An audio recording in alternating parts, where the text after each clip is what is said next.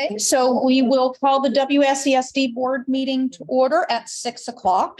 The meeting of the WSESD will come to order. This meeting is a hybrid meeting, which means that some or all of the public body is meeting remotely and some are meeting physically in a previously noticed location where the public may attend to observe, listen, and participate contemporaneously. Please note that while we will strive to provide means for those attending remotely to participate in the public comment period, there may be technical difficulties or reasons that otherwise prevent or interrupt remote public participation. Therefore, it is important to note that the open meeting law only ensures the public's right to participate and comment at a public meeting by attending at the designated physical location as posted in the notice and agenda. If a member of the public or of the public body has technical difficulties accessing this meeting remotely, please alert us by email. In the event of a technical difficulty that cannot be resolved, we may continue the meeting if necessary to time and place certain. Please note that all votes taken during this meeting that are not unanimous will be done by roll call vote in accordance with the law. So the first order of business, I am going to make a motion to amend the agenda as follows. To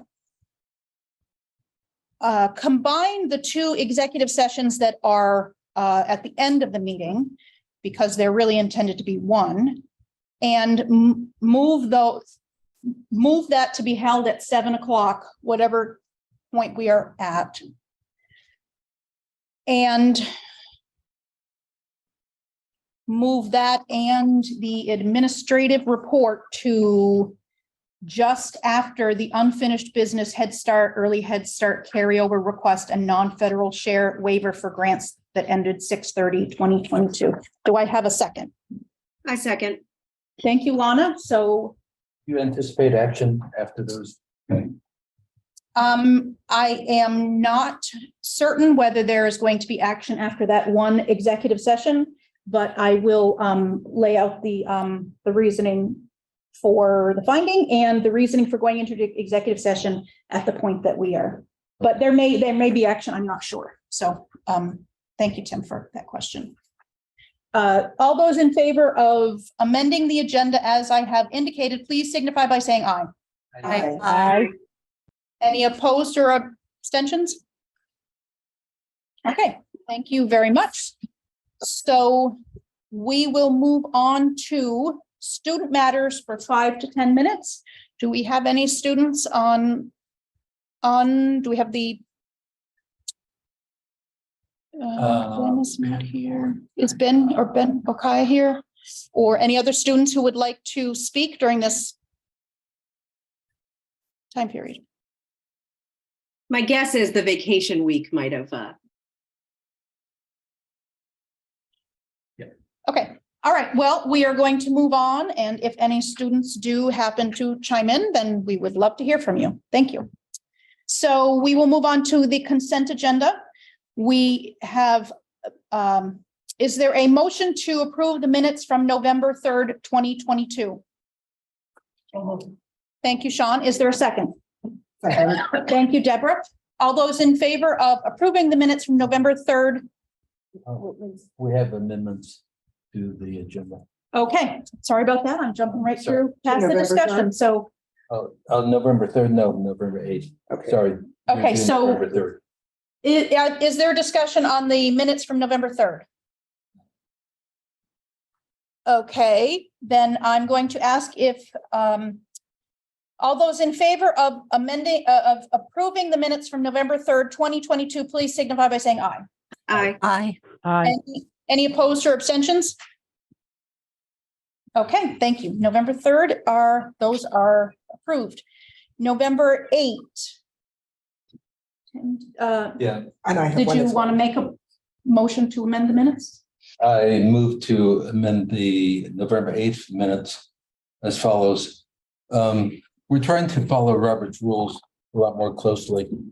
And section 48.4 of Roberts says that all main motions should be in the body of the minutes except any that were withdrawn. So there's a section there where I made a motion and it was withdrawn. That should be removed from the minutes. That's one. Second, if you're looking at the video at about 2 hours, 8 minutes, 47 seconds in, up to 2 hours, 12 minutes, 30 seconds. There was a discussion about the role of the board, vis-a-vis the admin in outreach for the investigation. That's important. It's not in the minutes. I think that those items should be noted in the minutes, that there was discussion of the role of the board in outreach. Okay, so Tim has made a motion to amend the minutes. I second. Thank you, Lana.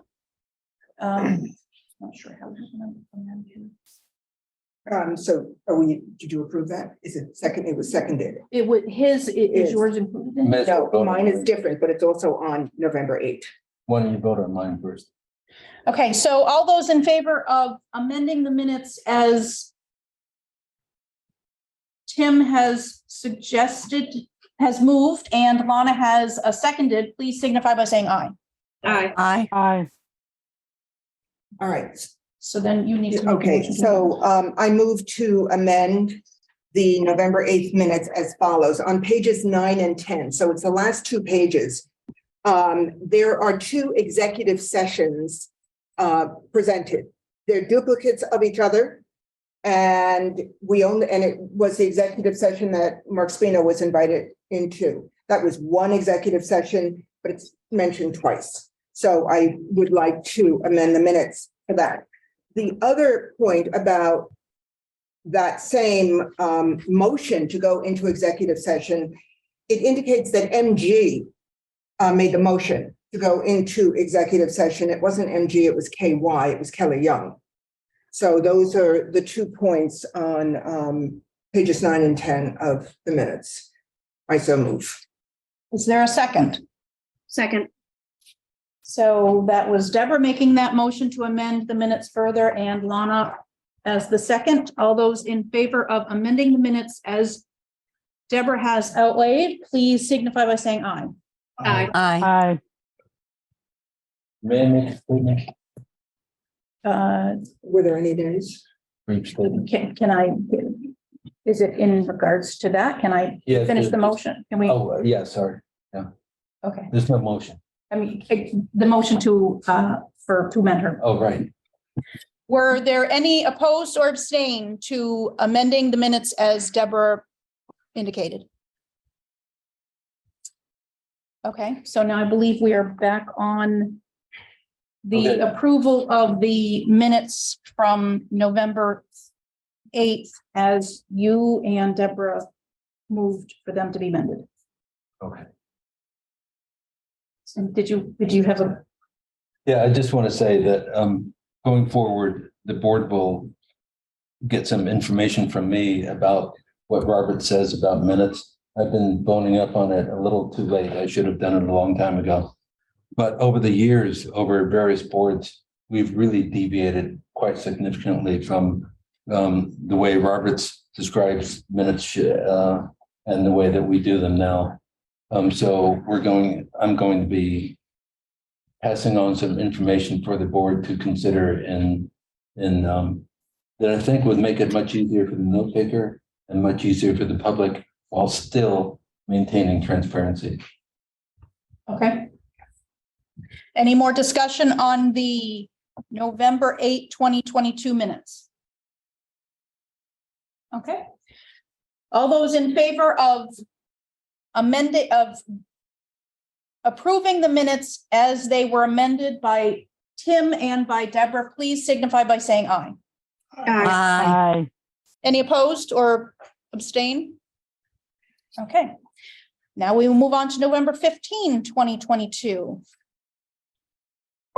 Motion to approve the minutes from November 15, 2022. So moved. Thank you, Deborah. Is there a second? Second. Thank you, Tim. All those in favor of approving the minutes from November 15, 2022, please signify by saying aye. Aye. Aye. Any opposed or abstentions?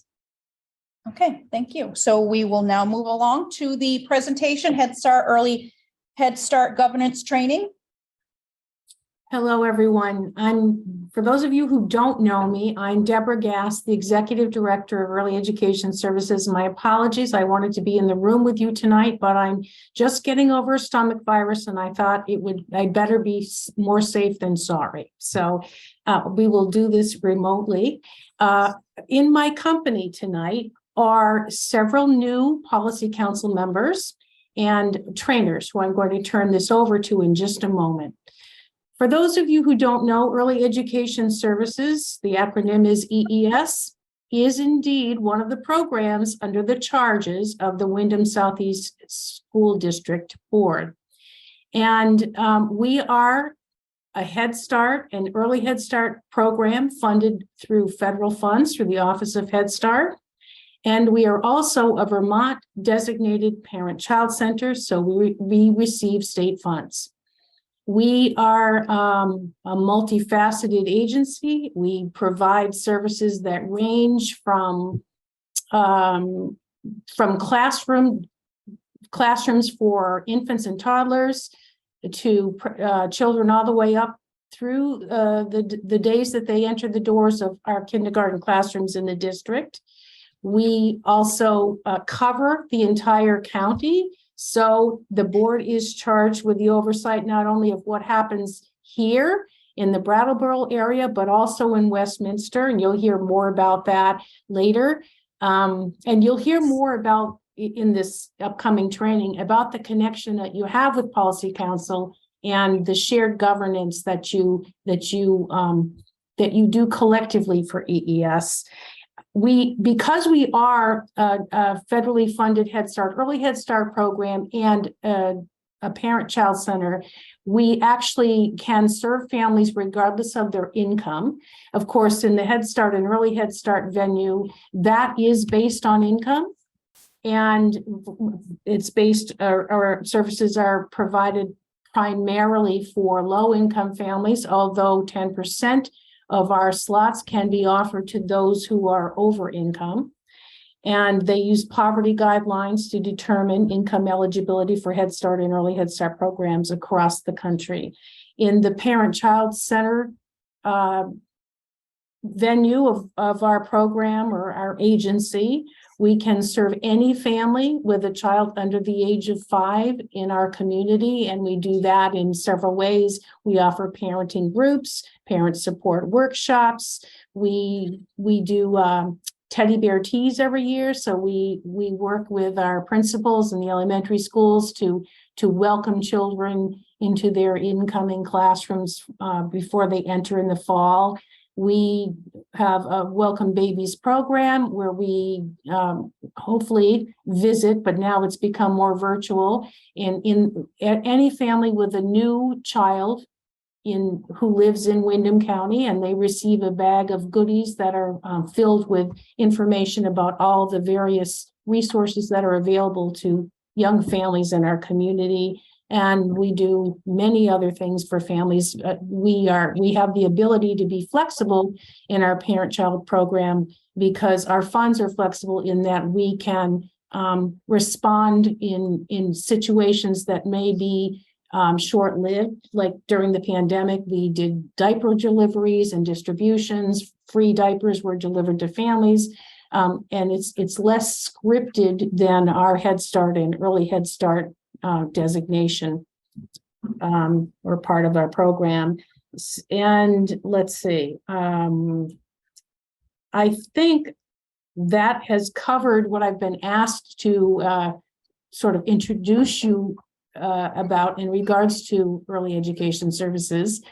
And I'm going to turn this over, because I know we have a short amount of time, to Rosario Dominguez and Maureen Hickey, who are here with us from the UMass Donahue Institute, to give you a quick tutorial on the shared governance responsibilities. Some of you may remember that a few years ago, we had a much more in-depth presentation, but I've asked Maureen and Rosario just to bring new members up to snuff. So thank you, Maureen and Rosario, for your willingness to do this tonight, and I will turn it over to the two of you. Thank you. I just want to clarify, how long do we have? Because I don't want to go over is it 6:45 till 6:45? Yes. Okay, I just wanted to make sure. I know you guys have a lot to do and I didn't want to go past that time. So my name's Rosario Dominguez. I am the Regional Training and Technical Assistance Coordinator. And Mo is with me. She's the Grantee Specialist Manager. We work for UMass Amherst at the Donahue Institute, but we are federally contracted by the Office of Head Start to provide training and technical assistance in New England. I don't know if you all are aware, with Head Start actually provides training and technical assistance at no cost to the programs through our teams throughout the whole country. Head Start programs, as you know, are federally funded and mandated, and we have them all over the country. So there's some up the Arctic Circle, and there's some at the bottom of the Grand Canyon, and there's some in Vermont, like you guys. So one of the things that I wanted to do is Deb talked a lot about shared governance. As with all things, we now are calling it inclusive governance. And that's the terminology. I think we're used to those things happening. And there's a reason why we switched it to inclusive governance. And that is because inclusive acknowledges the legal and fiduciary role of the board in relation to policy council members and management staff. So as I mentioned already, Head Start is a federally funded and regulated program. And so within that, what you have is the Head Start Act of 2007, which is a legislative act passed by Congress, considered law, which describes what are the requirements for boards in regards to Head Start programs. You guys are an exception in some ways, because if I understand correctly, you are publicly elected. And as such, you do not have to comply with the composition of the board. Other boards have to have specifically a certain kind of lawyer, a certain experience, and so on and so forth. I believe this is the only exception. And again, I say, I believe this is the only exception for publicly elected boards that I'm aware of. Of course, you can always ask your program specialist for further clarification. So let me start off with what is inclusive governance. And what I do have is a video. And I hope I have sharing. And let me go back real quick, because I have to share and put the sound on, or else you won't hear it. And okay, remove this. So this just gives you a quick explanation of what inclusive governance is and what the three bodies are, which is what's very, very unique, I have to say, to Head Start. We hope you're thrilled to be starting a new role as a Head Start leader, where you can develop a program that's making a real impact in your community. It's important to recognize this role comes with a set of responsibilities that may at first seem overwhelming. The great news is Head Start has built into its structure a set of leadership and governance principles that can provide support throughout your Head Start journey. It's this structure that fosters an environment that supports continuous program improvement and innovation, and is critical to providing quality services in Head Start and early Head Start programs. This approach, also known as inclusive leadership, has been a cornerstone of Head Start's mission since its inception in 1965. It continues to be mandated by the Head Start Act of 2007 and the Head Start Program Performance Standards. We recommend you review the Head Start A to Z Leadership and Governance training module in full, which should answer many questions you may have. However, this video will give you a high-level overview of how the system works. Within Head Start, the governing body or tribal council, the policy council, and management staff provide leadership, governance, and strategic direction. Each entity has distinct roles and responsibilities and brings unique perspectives to the process. The governing body or tribal council assumes legal and fiscal responsibility for the program. The parents and community partners in the policy council help set direction. The management staff oversee day-to-day operations. Together, they pursue the shared goal of providing the strong leadership, direction, and guidance needed to build responsive Head Start programs. As a Head Start leader, you'll be responsible for ensuring that the governing body or tribal council and policy council composition complies with the Head Start Act. And it's important to ensure that those members receive ongoing training and technical assistance so they can fulfill their roles and responsibilities. The inclusive leadership approach guarantees that the unique perspective of each entity is reflected in legal and fiscal oversight, program direction, and day-to-day operations, resulting in better strategic decision-making. By understanding how these three groups work together and how to establish positive relationships among them, Head Start programs are better equipped to deliver high-quality services to the children and families they serve. Learn more about the regulations and principles that inform Head Start leadership and governance in the series Learning for New Leaders, Head Start A to Z. So as I mentioned, Head Start A to Z, we're not doing that training for you because that's about a 2.5-hour training. And we know you're busy and there's a lot on your agenda. But that tells you a little bit about the uniqueness of Head Start governance, which has to do with the inclusive 3 parts, which is policy council, management, and the governing body. And so one of the things I just want to emphasize again is that what you have, sorry, I'm going to share my screen again very quickly.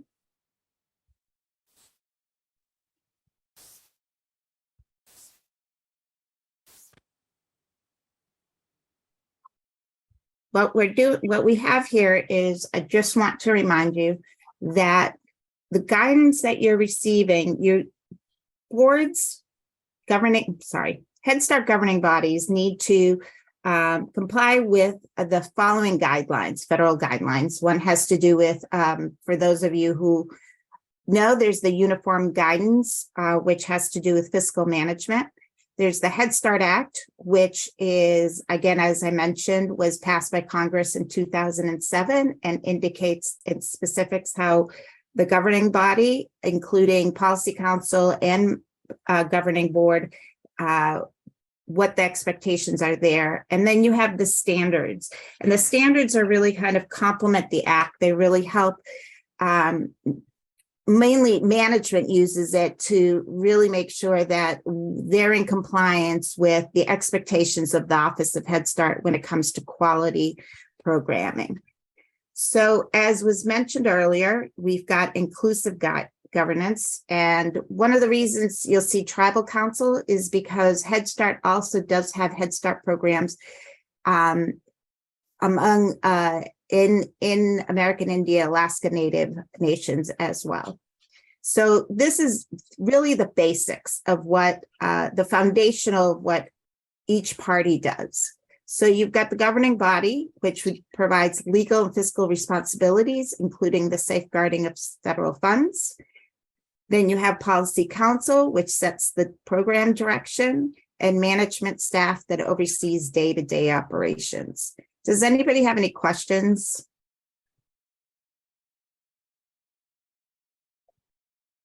Okay. So what we're talking about when we're talking about inclusive, again, you're talking about management staff looking at day-to-day activities, policy council determining program direction, and so on. Now, all of the three work together to support the work that goes into the 5-year contract period that happens for Head Start. Now, I believe I sent this out Deb, were you able to share this with folks? I sent it to the superintendent, and I'm not sure if it made it into the hands of the school board members. Okay, so I'm going to make sure that everybody gets a copy of this. And the reason that I shared this is because this is the easiest, This is really a summary of everything that's expected in regards to a Head Start program leader responsibilities, governance responsibilities. And so this is a really good way to, if you're wondering what is it that we're supposed to be doing, this is a real quick way to look at it.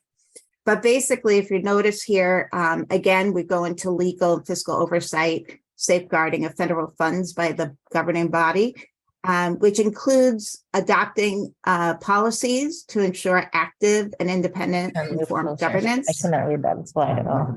You can't read it at all? Okay. That's why I was trying to send it beforehand, but I will then.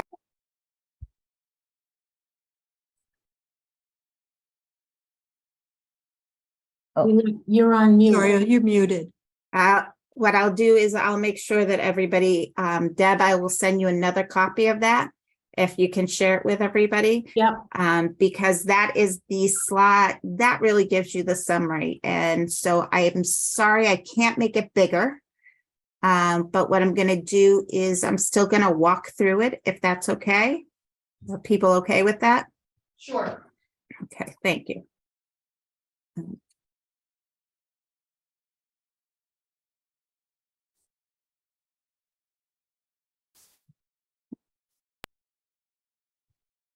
And I do have another 2 slides that maybe I can break it down easier for you. But basically the responsibilities, as we said, it's inclusive government. You've got your governing body, you've got your policy council and management staff. And the Venn diagram does a really good job of explaining how everybody works together. So as you see, all 3 are about providing leadership and strategic direction. Governing body and policy council, it's about collaborative decision-making and taking action. And then again, with management and governing body, it's about the legal oversight, ensuring compliance. So when you're talking about the board, as I mentioned, you do not have to have the exception as publicly elected officials to not have to do the composition of what's mandated by Head Start, but it's still the board's responsibility to do things such as adopt practices to ensure active, independent, and informed governance. That includes being involved with the development, planning, and evaluation of the program. It also involves developing standards of conduct and the policy council bylaws. The other things are about establishing the criteria for recruitment, selection, and enrollment. And that's very important because it has to do with not only, as Deb said, children, Head Start accepts children that are living below the federal income guidelines. In addition to that, if you were to have, for example, a wait list, you do need to have a criteria for selection of what children would take priority and why, because the main focus of Head Start is always to serve the children and families with the greatest need. The other thing that the governing body does is review funding applications and amendments, and also review and approve policies. And these reports are specific it's very clearly stated that the board must review these reports. And I'm going to tell you I'm going to go through those, and I will also show you a slide with it, but it has to do with any HHS, Secretary of Communication, Health and Human Services. You also have to look at financial statements from Head Start and approve those. program information summaries. There's also data for school readiness goals, enrollment. And I just want to emphasize that right now, that is a major priority of Head Start is full enrollment. The other one has to do with USDA, which is the program that actually helps provide, you probably know this better than most because it's related to schools that provide meals, financial audit, and then there's a self-assessment and a community assessment. Those need to be done. The self-assessment is done annually, whereas the community assessment is done at least once out of 5 years. And those are two reports that need to be submitted, approved by the board and submitted to Head Start. The self-assessment is basically a review of what's happened throughout the year, how successful has it been, what are some goals you want for the future. The community assessment is actually an evaluation, an assessment of, as it says, the community, figuring out who's in the community and how best can the program serve those families in need. So it includes things like finding out where the children are and where do they live? Is it accessible for them to attend Head Start and so on? Policy Council members, as you know, are parents and also can be community representatives.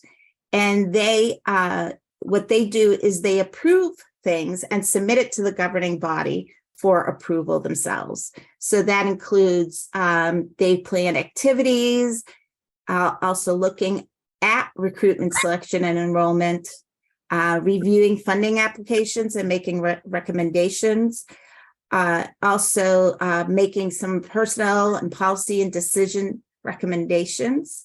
And it's important to make that distinction. It's important to make the distinction because, and why we switched it from shared governance, Deb, to inclusive governance, because Policy Council is a leadership that it's a big core part of Head Start, and it's about parents developing leadership skills and advocacy skills for their families and their community. But they also are not the board, which has the legal and fiduciary responsibility. So you're all working together to make decisions that are informed and that are best for the families and children. But it's always the communication goes, Policy Council may review something and make recommendations that go to the board.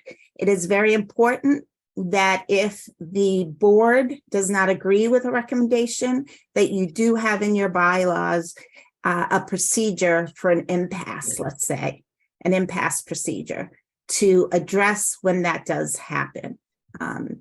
So that tells you a little bit more about those things, and I want to just go into detailed. So again, can you see that? Yes. Yes. Okay, thank you. So again, the duties and responsibilities for the governing body, they come from the standards and also the act. And from the act, it's from 642C1E. And these have to do with adopt practices to ensure active, independent, and informed governance, select delegate agencies or service areas, establish recruitment, selection, and enrollment. There's also review responses to federal monitoring. I believe that you had just had a federal monitoring, the FA1. Your grant ends on the 2025. So that means that you will most likely have within the next couple of years an FA2 federal monitoring. And I'm going to talk a little bit about that in a minute. The other thing is, again, review and approve funding applications, major policies and procedures, major expenditures, operating budget, and so on. And finally, there is the receive and use operational reports, and there is a list of what those reports may be. So we're, again, I've talked a little bit about these, but these are all the reports that board members should be looking at and discussing. There's the Health and Human Services Secretary Communications, financial statements, program information, ongoing monitoring, data, enrollment, USDA financial audit, and as I mentioned, the self-assessment, which is done annually, and the community assessment, which is done at minimum once every 5 years. And then the PIR is actually data that's collected from all Head Start programs across the country. And that report is needs to be submitted by, and I believe it's usually in August. And that includes any kind of demographic data. It also includes things such as the qualifications of teachers, who the children are, languages spoken, what services have been provided. One of the things that we always also is unique to Head Start compared to other early childhood programs is that we have to remember that Head Start not only provides direct classroom school readiness, but there is a component that includes family engagement, which includes the policy council, but also working with families on reaching their goals. There's also the health component to Head Start, where there's a criteria of what kinds of screenings that all children should have while in Head Start. And then there is also focuses on disabilities and equity and so on. So this is the board. Now the policy council committee, this is what you would do. Approve and submit to the governing body any activities for parent involvement, any priorities you may have about recruitment. So that would mean, like, if you're thinking, we really want to make sure that this particular population or this subpopulation gets gets services first or something like that. You have funding applications, you review those, budget planning as well, and again, can make recommendations to the governing body. And it also includes personnel policies. And also you would be expected to receive and use operational reports to make informed suggestions and decisions. So here's the thing. We know that what's unique about you compared to other boards is that you are a school board. And your Head Start program is probably a very small part of the bigger picture as well. And the expectations from Head Start are pretty specific. So one of the things that I wanted to talk with you about, first, let me backstep. Does anybody have questions about anything that I've brought up so far? Anyone on the board or anyone in the public? Okay, I think we're good. Okay, I just want to make sure because I know I spoke very fast. But one of the ways to do this, to be able to make sure that you're complying and following all the expectations and the standards and the act, is to have an advisory committee from the board. I don't know if you have one of those. Do you have one? What we have, Rosario, is on our in our bylaws, we have one of the seats for policy council that is appointed to a school board representative, and that person is the liaison between the two boards. Okay, so the difference of what I'm talking about is an advisory committee is, and many, I will just tell you that school boards and also boards that are very large, have a lot of programs, sometimes opt to do. And what that is that you have one or two representatives from the board, maybe working with policy council members who really kind of do the oversight of the Head Start programs and are then able to inform the board of what's going on, what needs to be decided, what needs to be looked at, because the board will have to make some decisions. So that's something you might want to consider doing, is having that kind of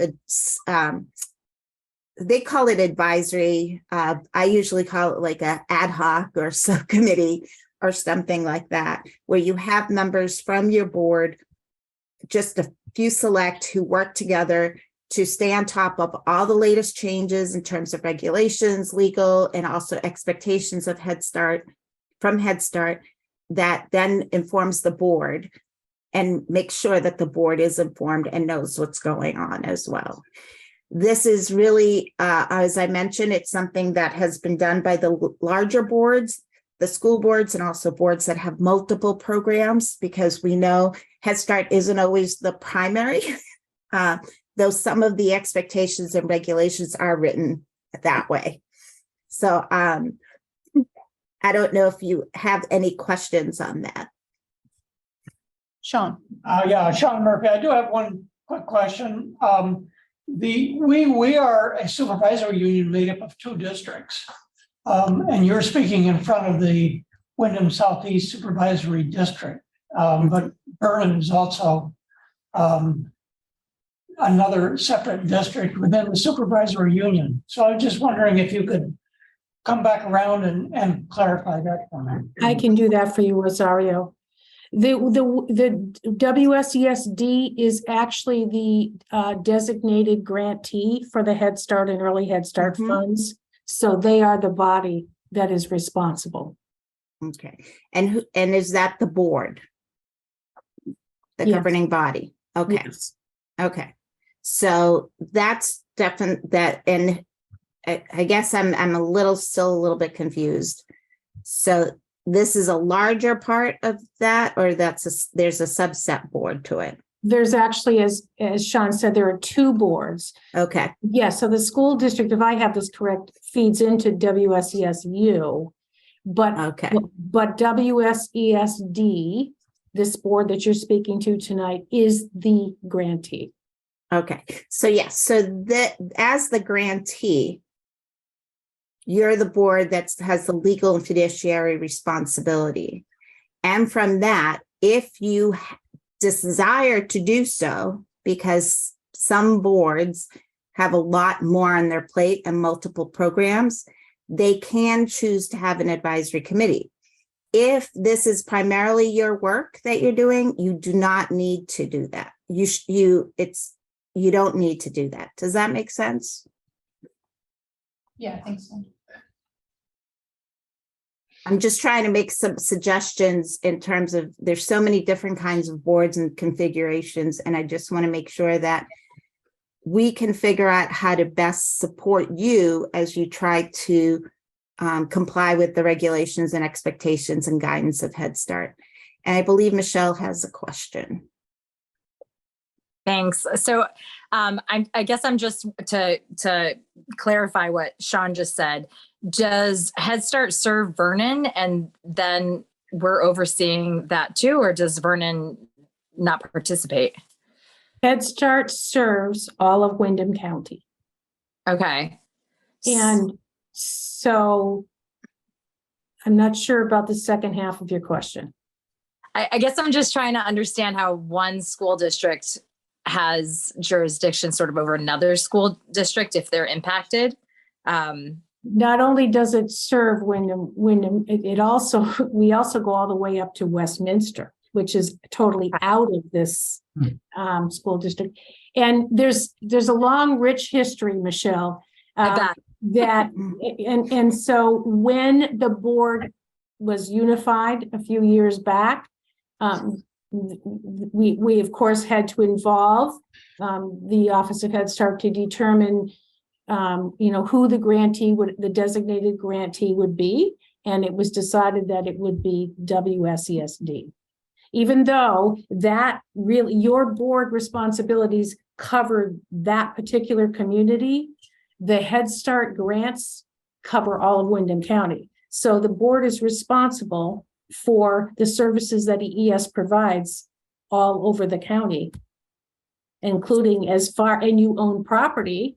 Actually, some of the sites are owned by the board, and you own property in Westminster. Did know that. Michelle.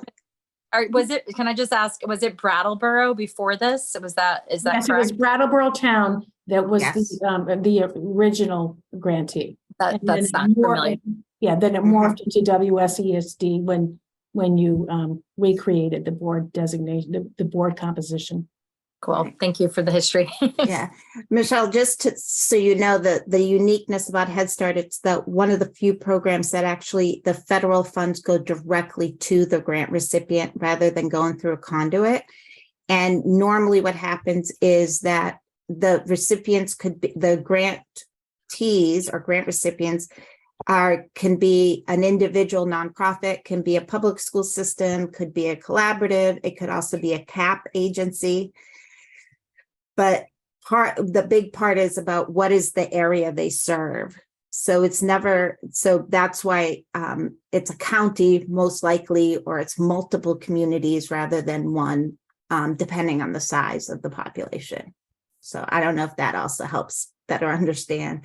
It can get very complicated in so many ways, but any other questions? Well, I just like to say that really clarifies a lot. On the finance committee, we see the expenditures and the warrants come through with the EES designation, and I think you've clarified it. So I understand it much more clearly than I ever had before. Thank you.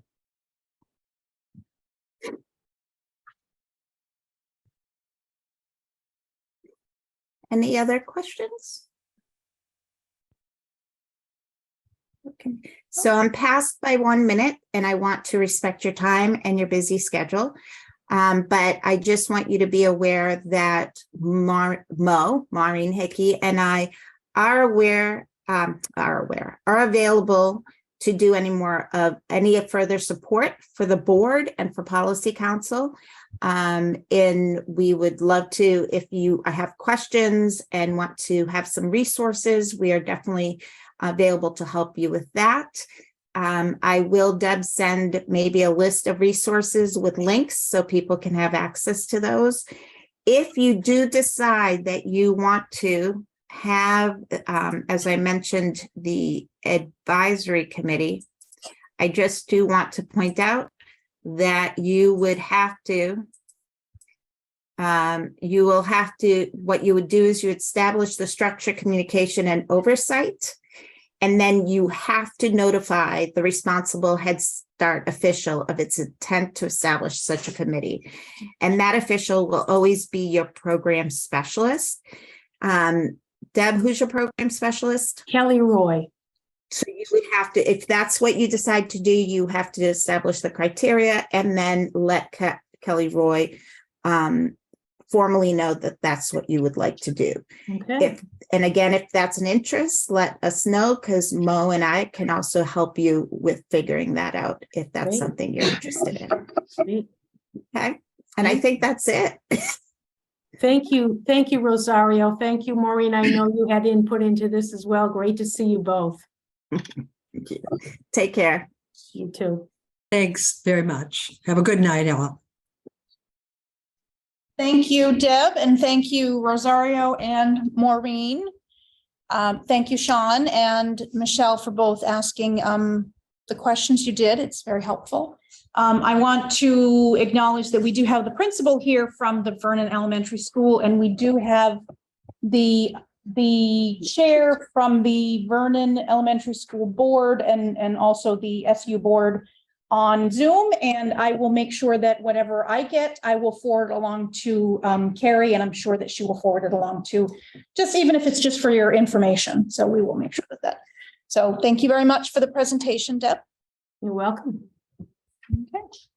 So we have about 11 minutes before our executive session, so we will very quickly move into public comment on non-agenda items, 10 minutes. Anyone making a comment can expect a response that falls into one of the following categories: receive an acknowledgement of the comment with no further action planned, receive an immediate response by the board chair or administration. Administration would be directed to contact and respond to the person. Clarification sought from the administration for a specified meeting. The topic would be added to a specified future board agenda. The matter would be referred to an executive session. A public hearing would be held on the matter. Jody has a hand up. Okay, Jody. Okay, I guess I'm unmuted. I would just like the board to be aware, if perhaps they aren't already, I was pleasantly surprised to watch the November meeting of the Vermont State Board of Education and see on the agenda and then get to hear that Cassie, Hannah, and Tracy were on the agenda. and they were on the agenda over what's happened with the drug issue down here in Brattleboro.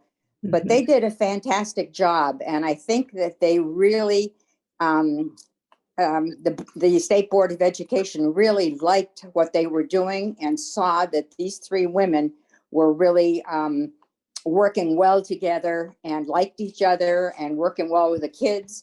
And in the past, we have down here have been forgotten unless there's an issue like there was in a couple of the schools before with the state board. But it's really nice to have the new chair of the state board recognize that we do have some great people down here in our high school and other schools. So and you can watch it. I usually get it on YouTube, and it's the Vermont State Board of Education. And it's at about 1 hour and 55 minutes when you get into it. I would recommend that you might want to see it if you haven't already. Thank you. Thank you very much, Jody, and thank you again to the administration at VUHS for your. Thank you. I have a great team. Yeah, they're awesome. Okay. Okay, so we will ask a second time, any other comments for the non-agenda items? Okay, we will ask one more time before we move on. Public comment on non-agenda items. Okay. So I actually think maybe unless there's was there any question, comments, anything that anyone wanted to share in regards to the presentation we just had before we take a quick break before our executive session? Anyone from the administration, would you like to share anything about the presentation or? Mindy has a hand. Okay, Mindy. Sorry, it wasn't related to the presentation. Well, we'll put it back under the public comment on non-agenda items because there were a few more minutes to be on that. So if you have a comment, please share it. I'm sorry, I just missed the change to the agenda. Are you still going to offer an update on the sexual abuse investigation? That we had a change to the order of the agenda at the very beginning. So that is going to come. We have an executive session and then we will have the administrative report and then we will have that update. Okay, thank you so much. That's all I wanted to know. You're welcome. Okay. So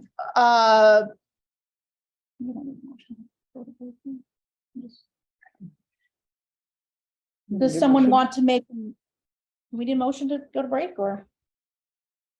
So I move that we recess for 6 minutes, 5 minutes. Until 7 o'clock, and then we will go into executive session at 7 o'clock. So we are. Second. Is there a second? Second. Thank you, Robin. All those in favor of taking a break until 7 o'clock, please signify by saying aye. Aye. Any opposed or abstentions? Okay, we are on break at 6:53. How is that break? From the break at 7 o'clock. Tim? I move to find that premature general public knowledge would clearly place the public body or a person involved at a substantial disadvantage. Please note that under a separate motion, we will be entering under 1 VSA 313A3, which is pending or probable civil litigation or prosecution to which the public body is or may be a party, and 1 VSA 313A1F, which is confidential attorney-client communications made for the purpose of providing legal services to the body. I made that motion. Is there a second? Second. Thank you, Deborah. All those in favor of the finding that premature general public knowledge would clearly place the public body or a person involved at a substantial disadvantage, please signify by saying aye. Aye. Any opposed or abstentions? Okay, so now I move that we enter into executive session under 1 VSA 313A3. Pending, I'm sorry, 313A1E, pending or probable civil litigation or prosecution to which the public body is or may be a party, and 1 VSA 313A1F confidential attorney-client communications made for the purpose of providing legal services to the body and inviting in attorneys Kendall Host and Pietro Lynn, as well as Superintendent Mark Spino. Is there a second? Second. Thank you, Michelle. All those in favor of entering executive session as outlined, please signify by saying aye. Aye. Any opposed or abstentions? Okay, thank you very much. We are in executive session at 7:00. Okay, so we exited executive session at 8:10. And we are now moving on to, as the agenda was amended at the beginning, we are now moving on to the administrative report. Paul, can you pull up our slideshow and share? Yeah, I'll share it.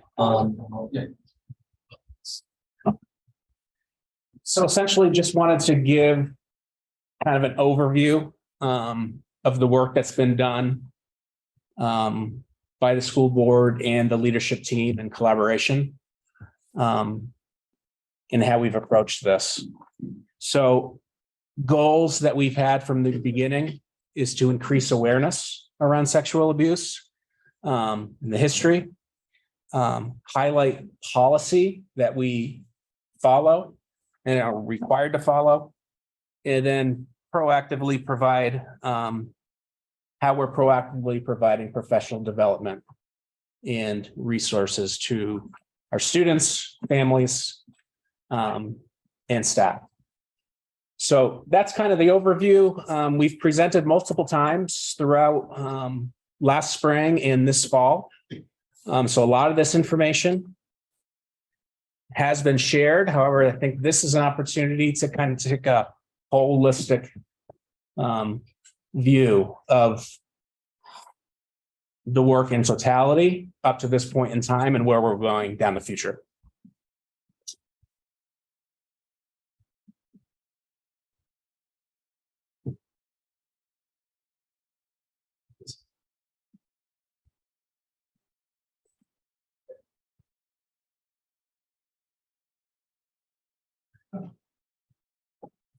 Hang on.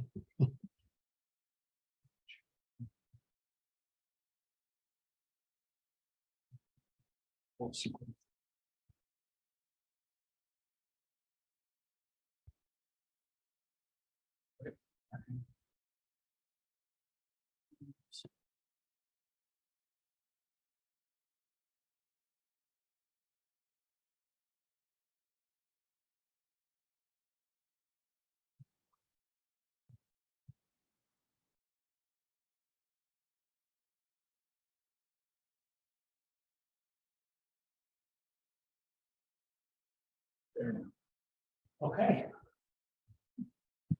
So here's an overview of our work and communication.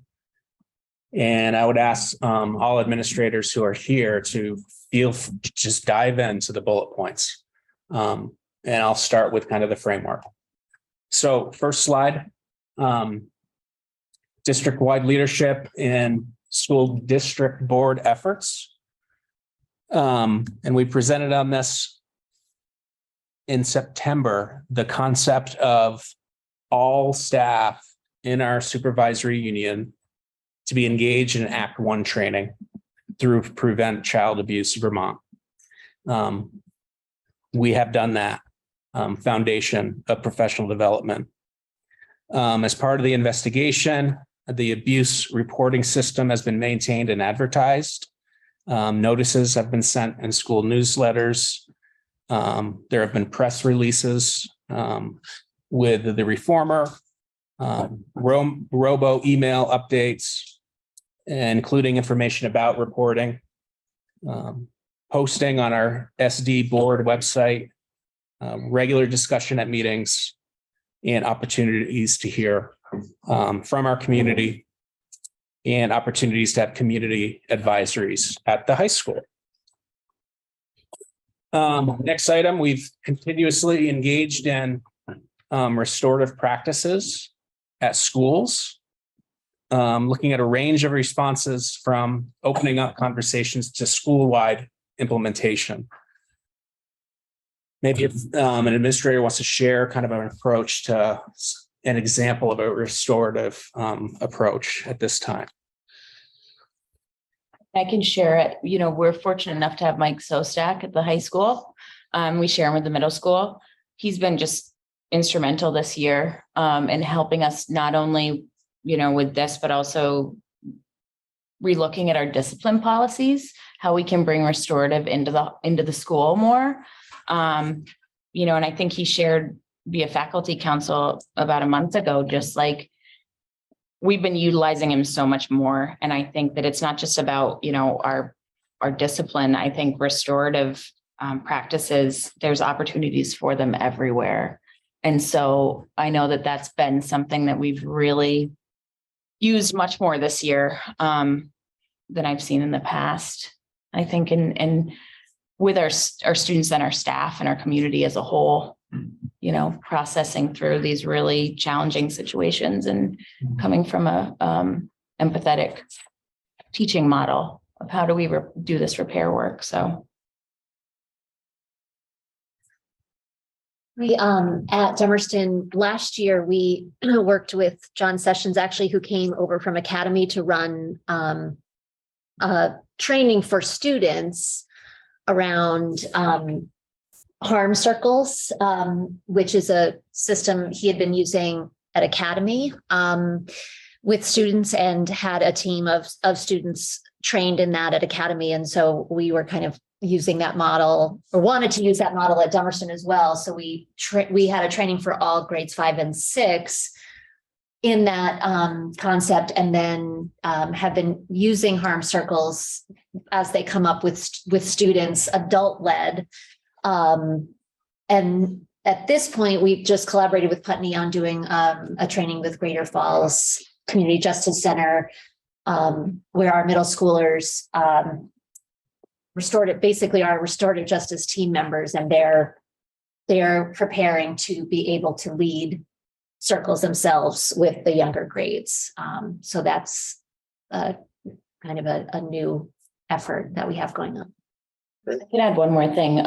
Mike actually has been working with a group of students to start running the student-led panels again for restorative practices, which is really like an opportunity for student leadership that we haven't been able to do in recent years. And that's sort of, again, when we talk about community building, it really is a buy-in for students and an opportunity for them to take pride and responsibility in the school when they get to be part of that process. So. Super. We have on here the identification of designated employees, mandated reporter responsibilities, regular consultation and collaboration with our Title IX coordinator, Kate, ensuring that our communities are aware of these policies and the responsibilities that all educators have. And that policy committee work continues on a bi-weekly basis. And in fact, these policies are coming up for discussion, I think next week, maybe. And we're also engaged in work to collect, track, and discuss social emotional learning data, including approaches to identifying safe adult identification for students. Maybe that one, Ricky, you want to talk a little bit about the work we do? Yeah, at the high school level, this year is our second year of doing trusted adults, asking students to identify adults in the building that they identify as their trusted adults. We ask them to try to come up with 5. It's hard for the new 9th graders who don't know a lot of people. So we suggest like their house administrator, their school counselor, maybe their advisor is sort of the first ones. And then having the opportunity to amend that throughout the course of the year and as the years go by. And I'm really happy to say, because when I did the data entry this year of all those trusted adults from all the high school students, at least every adult in the building was identified by at least one student as a trusted adult, as somebody they would go to if they had a problem, they had a concern, they had a question, someone they would want with them if they were having a really hard time emotionally. that kind of thing. And the stem of this was to identify who can be that person for every student, so that we know who those students' trusted adults are. But also, it might be that their social studies teacher is their trusted adult, and I might not be their trusted adult, but I can go cover a social studies class, so a social studies teacher can go be with that student during a time that might be really emotional or hard for them to deal with. And that's been a really successful, I think, process so far in year 2 of it, and we're going to keep going. So, And I think too, just to add onto that, they can identify their trusted adults, and it's also having those conversations with students about what the role of a trusted adult is. So, they may need like mental health supports, right? And their social studies teacher is their trusted adult and recognizes just in the scope of practice. So that trusted adult's role is now to help that student get access to the resources that they need. So that's another role, and just knowing that our students are being supported and taken care of. Yeah. So next slide, we have some examples of school-based efforts. Maybe I'll just ask individual principals to pick one and report out on. We talk about the first one. So the letter that is linked there is a letter from our school counselor at Green Street. We're having a parent information night regarding the curriculum that will be used. That's developed from, I believe it's the care curriculum, you care or something like that. When that counselors use to go into the various classrooms of grade levels to talk about safe bodies, consent, a plethora of different topics. And so we've put on this night to then kind of explain the curriculum and what that looks like and what the parts are of that curriculum that students will be learning, so they can also talk about that at home. That gives them a chance to talk about that with their kids at home as well. So Kate shared that at a recent admin meeting on Friday, and kind of a response to that was, hey, that sounds great. How do we create that experience for all of our families? So next step is thinking about that very topic and how we go about doing that. So not a set plan yet. We did talk about having Green Street's presentation be open to everybody. We got to think about capacity as well. But that's an example of a school-based effort that we want to copy and share at other school sites as well. John, you want to talk a little bit? Yeah, sure. I could talk about 2 different initiatives.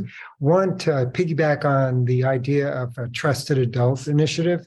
So for us, for the very little ones, the concept of a trusted adult is a bit squishy.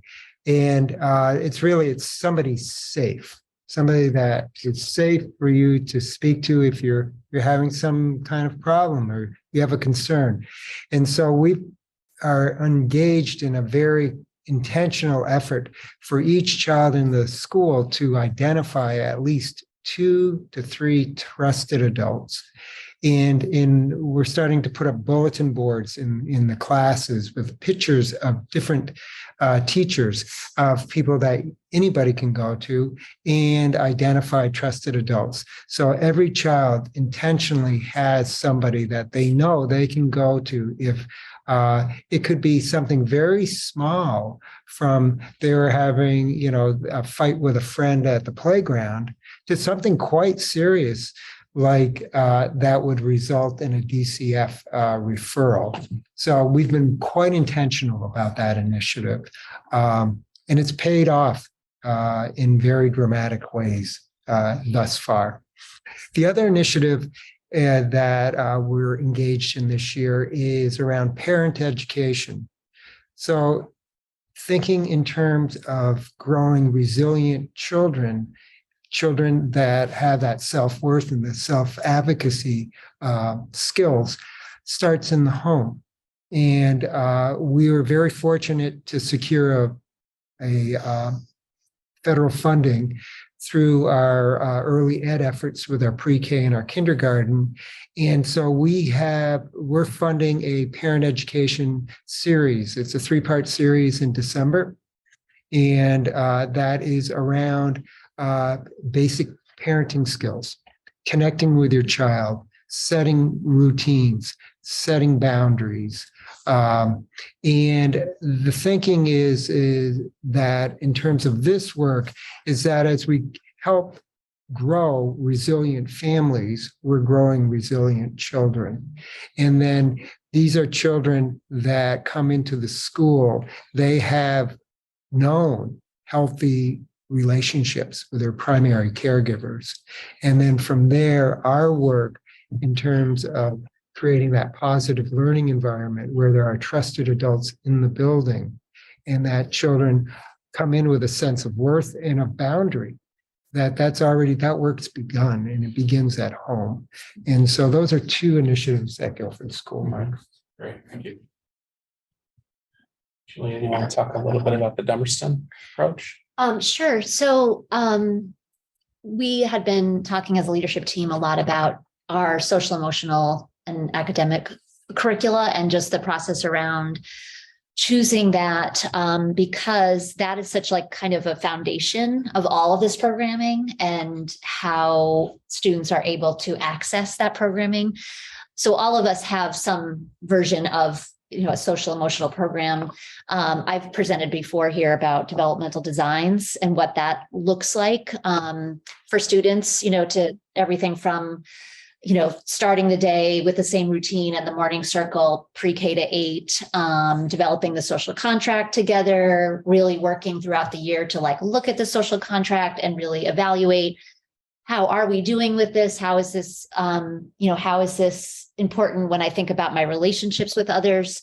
But really a focus on these predictable routines is like a crucial part of this work because, the difficult conversations and some of these topics can't happen unless the space already exists.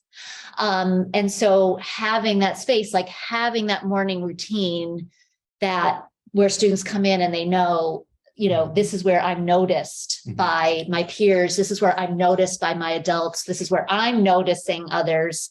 I'm part of a community. This is what it looks like. This is what I can expect from my community so that I'm aware when things aren't as they should be. This isn't what I should expect.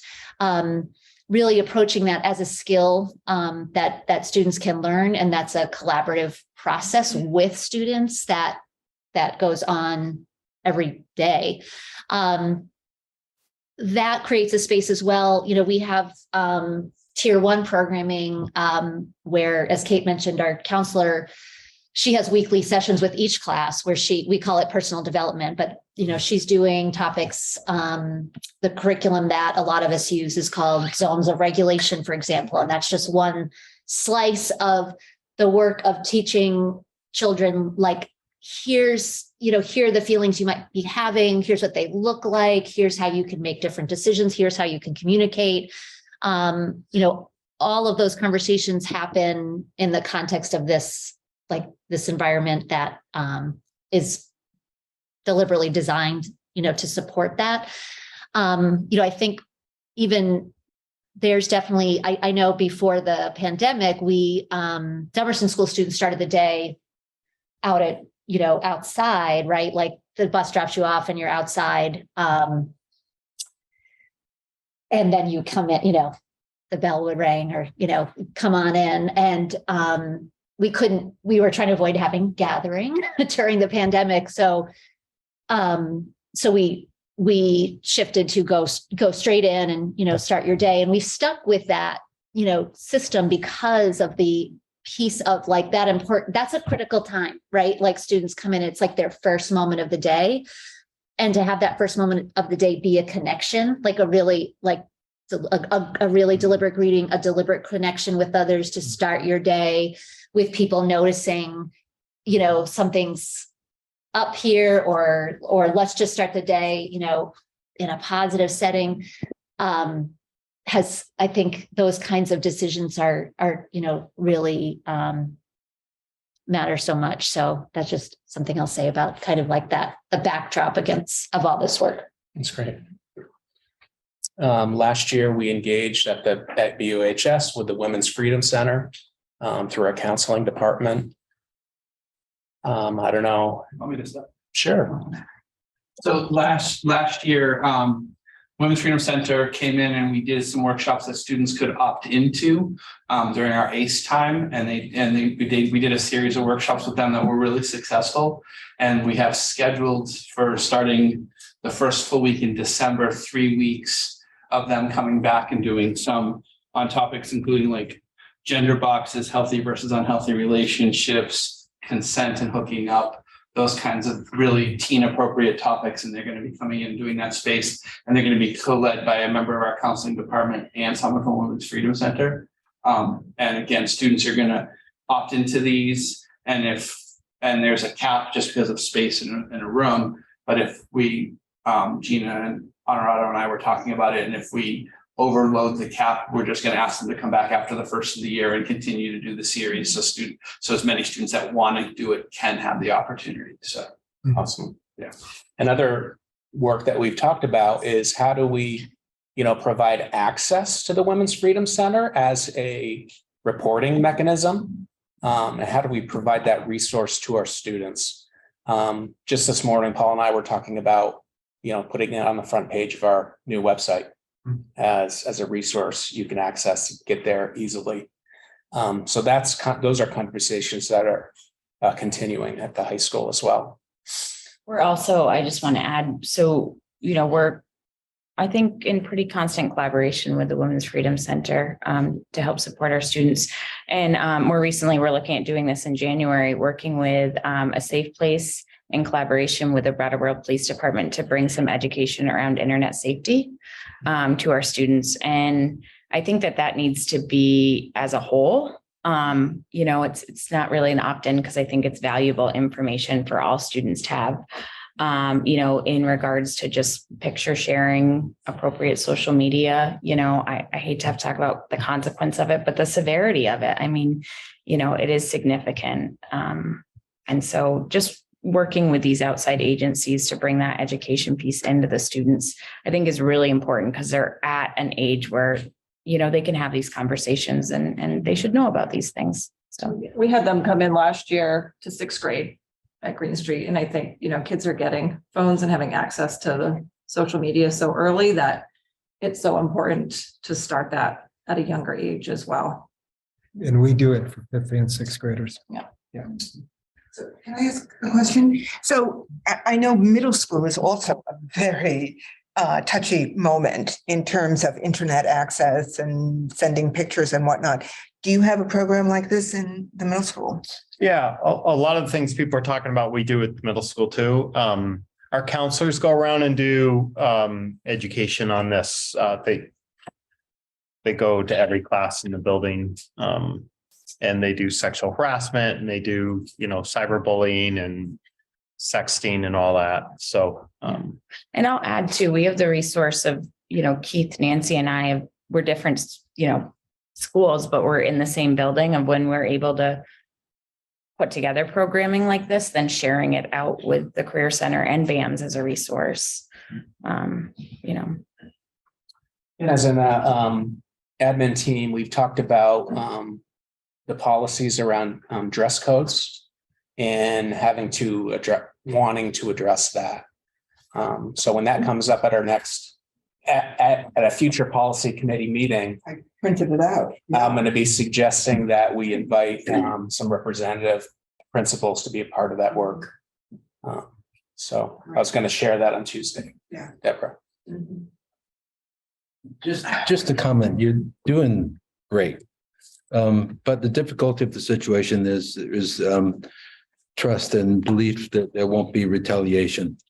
If a coach makes a homophobic comment, it might result in less game time for the student making that. If a teacher makes a sexist comment, that student might get graded more strictly. There's micro retaliation, if you will. It's just a very difficult situation. And how you deal with it, I think, is persistence and showing results. The other thing is the chain of command. If you don't get results at this level, understand that you can go to this level, this level, this level, all the way to the board, actually. But that takes a lot of courage to for a student to go to the superintendent or to the board or to the principal. It takes a lot of guts to do that. Yeah. So what I'm saying is it's a really difficult situation. We do what we can and we persist in it, and we try to tweak the culture so students understand that, and staff and everybody, this is not acceptable. This is not who we are.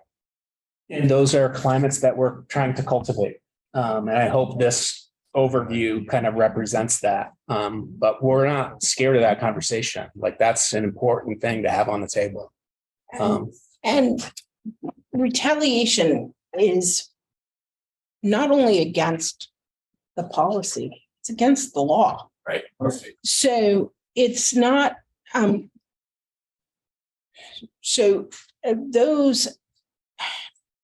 those are things I think as administrators, we are extremely mindful of.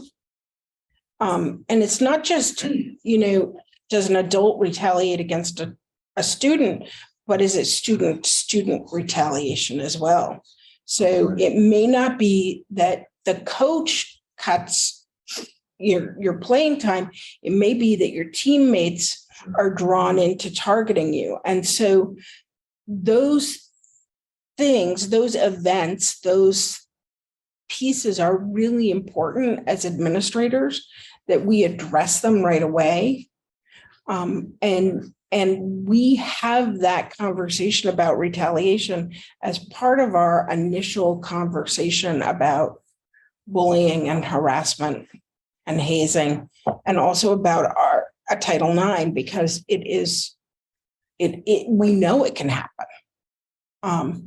We hope it's not happening here, but we assume that it could happen here. So then the final slide, as our work progresses, we've made a commitment at our monthly leadership admin meetings to focus on these topics that we've talked about, because we know we don't get it right the first time, every time. And we're all in a system of improvement and improving our practice. So we do bring tabletop exercises to our meetings. We do discuss challenges that we're facing, give support, feedback to each other. That's a consistent cycle of work that we do as an admin team. We will be bringing counselors and social workers to future meetings.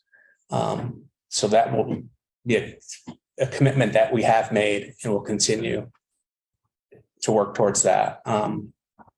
Some of the other bullets up there, continuing to focus on social emotional learning curriculum, ongoing consultation with Chris Overtree to review our student climate survey results.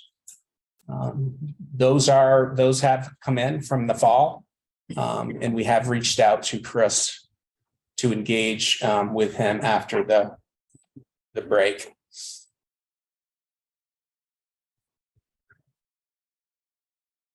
And I guess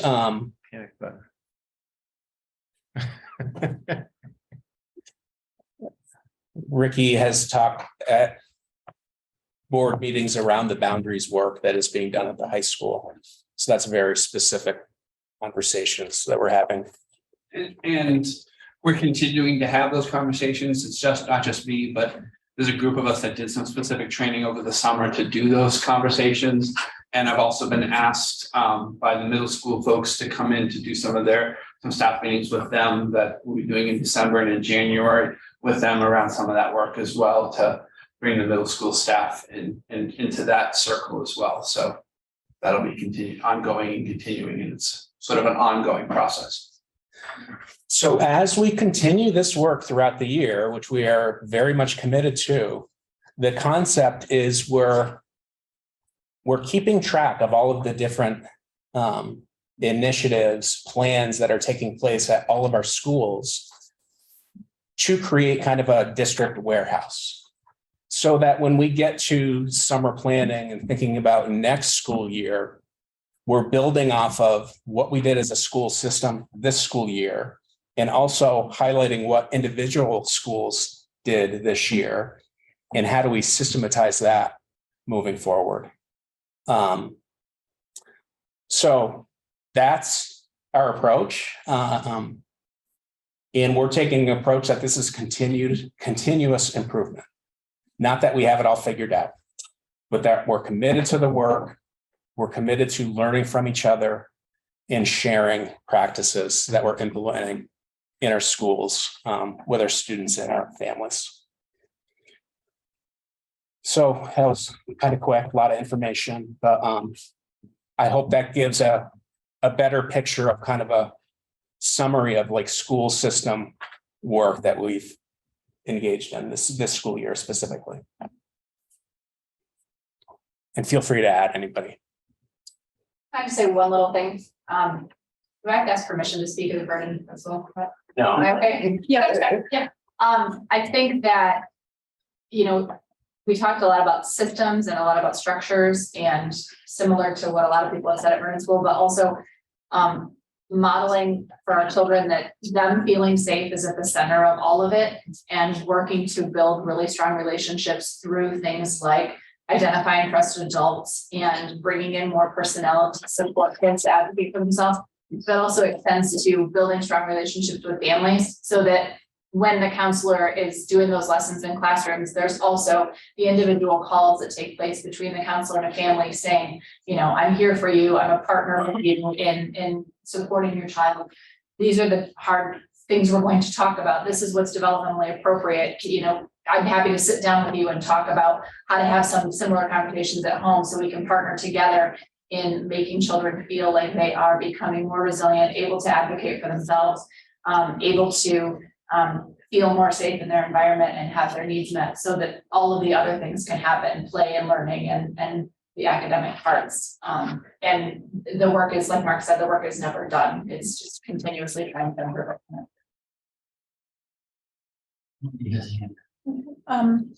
So I want to thank everyone for, and just before we get to Mindy, but I just wanted to make a comment that I appreciated different people talking and you could see the head nods.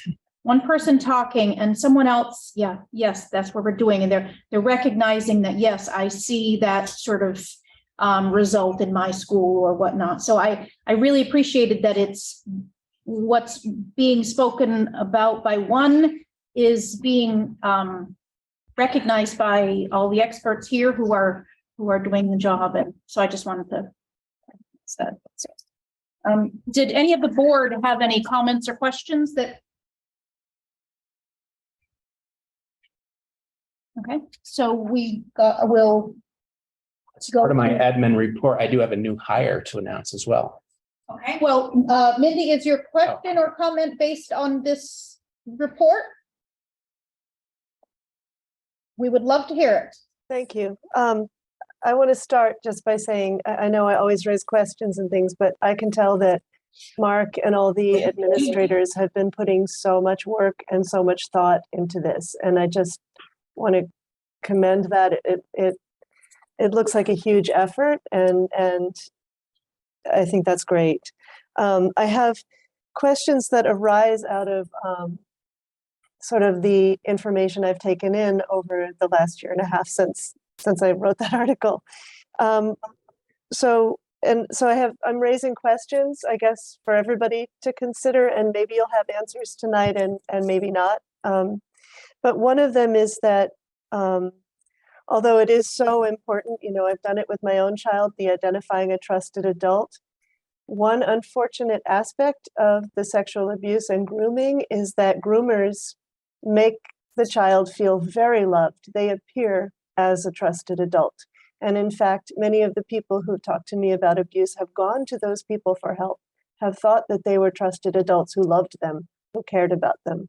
So I think that that's something to consider. It's an important tool, part of the toolkit, but also just the codes of conduct and the adults paying attention, being willing to talk to your, report your colleague. If your colleague is breaking codes of conduct, is engaging in, contact with kids that even feels uncomfortable to an adult in proximity. So that I just wanted to say that.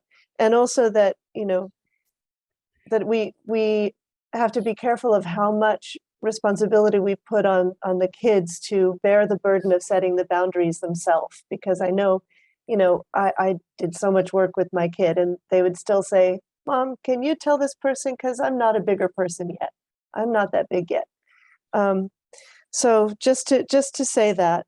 And the other thing is that when I was communicating with the Women's Freedom Center, they are by design not mandated reporters. They are exempt from that law because they often are helping caregivers. They're helping women who have children to get out of abusive situations. And if they have to report within 24 hours, they don't have that window to help that woman, or the women might not come to them.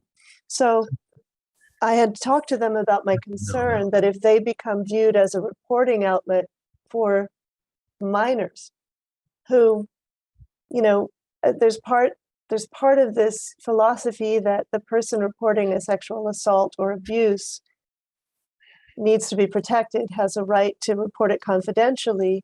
But what we know is that that perpetrator is likely to hurt other kids, right? And that's the reason that we have to report it. So I just am raising the question of if you're working with the Women's Freedom Center, how has that been addressed? How has that gap between the service that they give to adults that is exempt from that mandated reporting, how has that gap been addressed so that when minors are coming to them, possibly reporting abuse by an employee in the school or an adult that needs to be reported? That's my question. I don't know if that's clear. And again, I'm sure you might not have that answer right away, but that is a concern because if they're being viewed as a reporting outlet, they're not necessarily mandated reporters. And then the other part was, I just wanted to say, I'm really glad that you are addressing issues around the dress code, because I've heard many complaints about girls feeling singled out and sexually harassed at BAMS and at BUHS under the guise of enforcing the dress code, with male administrators or teachers singling them out or having them do things that sound really humiliating in order to, raise their arms and does your belly show. So I'm really glad that you're addressing that, re-examining it. And the last thing I wanted to ask is if this slideshow that seems so thorough, this slide deck, is it available or will it be available on the district website? Yeah, we can do that. Absolutely. Thank you. And again, I just want to say, my overall impression is so positive, and I'm raising all these questions not to doubt your work, but just to hopefully give these perspectives that might enhance it. Thank you. Yeah, I appreciate that, Mindy, and I agree wholeheartedly with everything you just stated. I know Cassie wants to jump in here. Yeah, so when I just wanted to comment on a few things. So part of what I see the boundaries training being about, we talk about how to have safe boundaries, not just for students, but for adults, and what is healthy behavior when interacting with our students. But we're also informing the staff so that they're able to recognize if there's unhealthy behavior between staff. I think, we really are striving to be student-centered. And what that means is I say to kids, if you can't be your voice, I can be your voice. Your safe adult can be your voice. And that's something that we really try and push because, some students might feel like they can advocate for themselves. Some may not. And they do need a voice in that instance. When the Women's Freedom Center comes in, I talk to my students about what a mandated reporter is and who isn't. And so, I've shared that with students and knowing like the Women's Freedom Center is coming in as a resource to provide you support and education, but they are not a mandated reporter. So something that you share with me that I legally have to report within 24 hours, they are not going to need to. So if that's what the student is looking for, just to be aware, because I certainly don't want them to report it and then feel like they're not heard, right? Because nothing came of it. I don't know. But it could also be a resource used to get to a place where you feel comfortable reporting to somebody else. Yeah, exactly. I think that that's a good point. And I am very much looking forward to the dress code conversation. Could I just ask then, it sounds like you might be relying on students to choose whether they want something reported or not. And no, not at all. I want to be clear with them that if they feel like that is the purpose of having the Women's Freedom Center there, that they're not mandated reporters. So essentially, I want them to know when they're going to somebody for support in the building, the support that they're going to find there. I think that that's really important to be transparent so that they don't feel let down. And my concern, I'm sorry, I just want to clarify that my concern is more that students will go to the Women's Freedom Center and tell about abuse, and that it will not get reported not because that's completely, and but not I think because the students need some different outcome, but because the perpetrators need to be intercepted. I completely agree. And I think that's why I can say like one of my top priorities is making sure that like, and the Women's Freedom Center is great, but they come in, a couple of times a week. And so not all students even know who they are, but that a student has somebody in the building that they are close with, that has those safe boundaries and can provide that support. There's also a piece in the Act 1 training that is all about recognizing grooming behavior as adults. It should never fall solely to a child to report. It is very much about training everybody within the school community to look at the behavior of their colleagues or other adults in the building and say, this makes me really uncomfortable, or this is not okay, or this might not be okay. And what I say to my staff is, there's a piece of the Act 1 training that talks about confronting the person about grooming. As far as I'm concerned, that's not enough. If you suspect somebody is grooming a child, you need to report, because it is not our job to investigate. It is our job, our mandated job, to report. And so if you even suspect, I ask my staff to report. And that's not reporting it to me, that's reporting it directly to DCF. In the state of Vermont, teachers are mandated to report to DCF, not to their administrator. And so it is extremely important that they do that. And they have 24 hours to do that within, and I encourage them not to take that 24 hours. The other piece, as Kathy was saying, is that, a student may not tell us, and may tell people at the Women's Freedom Center that there is a perpetrator or somebody who is grooming within our community, or somebody who's offending within our community. My hope would be that either we recognize the behavior as something that makes us uncomfortable that we're going to report, or that the Women's Freedom Center will encourage those students to make a report of some sort, because we can't know what happens at the Women's Freedom Center, but we are extremely invested in protecting our students from any sort of inappropriate behavior. And it's, I would hate to be in a situation where we're saying you need to tell us rather than the Women's Freedom Center, if the Women's Freedom Center is going to be able to keep them safe.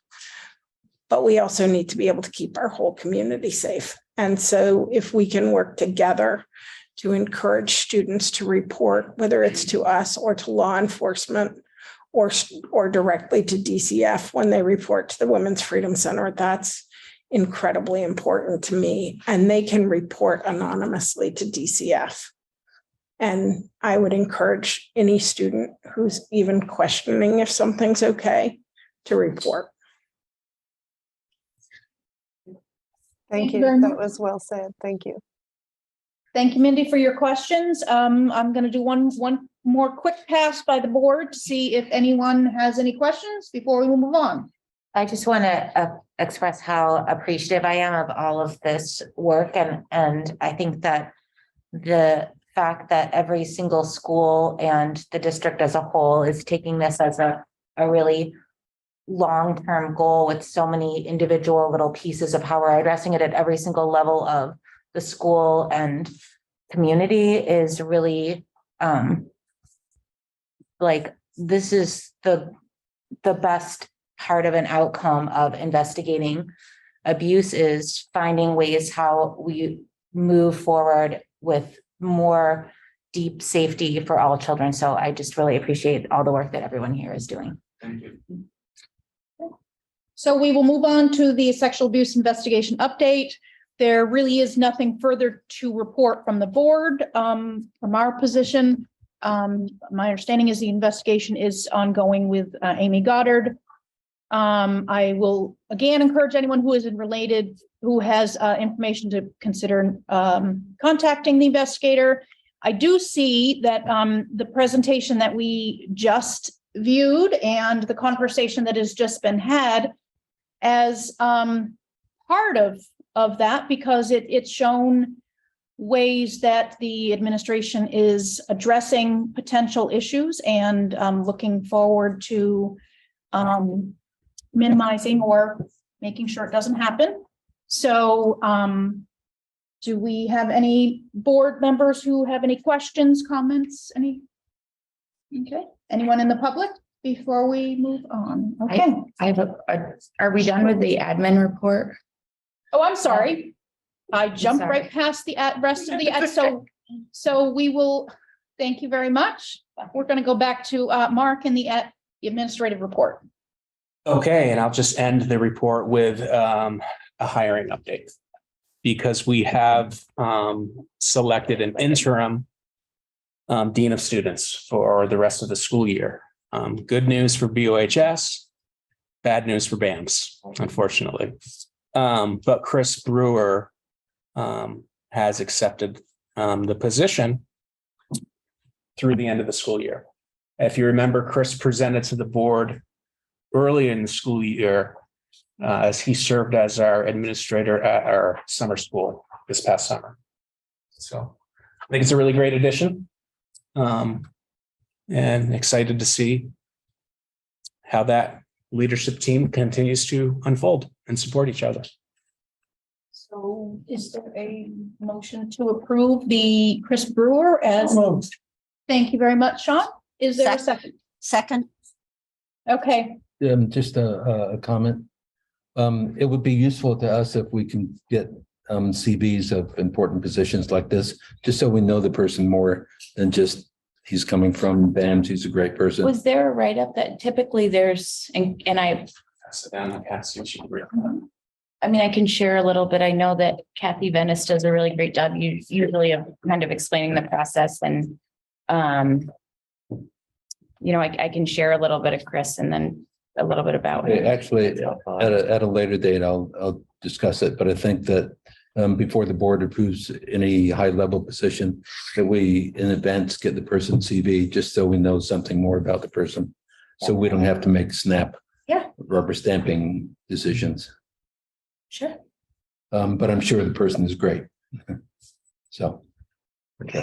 And so you said this is BAM's loss. Yes. And so now is BAM's in search mode? Chris is currently an academic support teacher at BAMS, so they would have to now fill that position. Keith and I will be working to figure out how to transition it as, you know, easily as possible so that it has the least impact on the students. And I think Chris shares in that as well.